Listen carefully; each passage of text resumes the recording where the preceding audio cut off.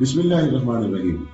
جنگ کی محرومیاں اور ان کو ختم کرنا ظاہر ہے کہ بہت بڑا چیلنج ہے۔ اللہ کا شکر ہے کہ ہم ان محرومیوں کو ختم کرنے کے لیے جو قدم اٹھاتے ہیں اللہ تبارک و تعالیٰ اس میں برکت عطا کرتے ہیں اور راستہ بند نکلتا ہے۔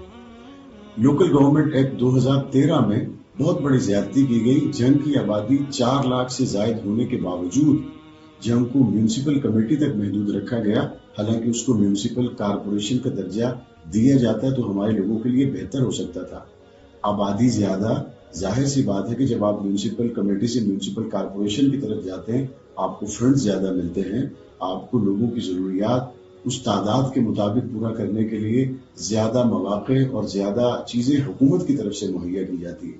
لیکن بدقسمتی سے اس وقت کے سیاستدانوں نے نہ صرف یہ اپنے کاروبار کو بڑھانے پر زور دیا بلکہ ہمیں پسماندہ رکھ کے اپنے مذموم مقاصد کو ہمیشہ کی طرح پورا کرنے کی ایک بار پھر کوشش کی۔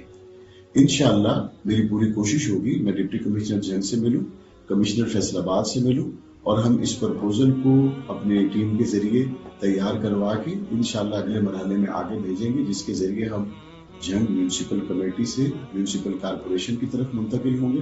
اور مجھے امید ہے کہ ہمارے اس سفر کے ساتھ جنگ کے بہت سے مسائل کا نہ صرف خاتمہ ہوگا بلکہ ان لوگوں کی بیہودہ سیاست کا بھی خاتمہ ہو جائے گا جنہوں نے ایک عرصے تک اپنی سیاسی مقاصد کے حصول کے لیے جنگ کو پسماندہ رکھا۔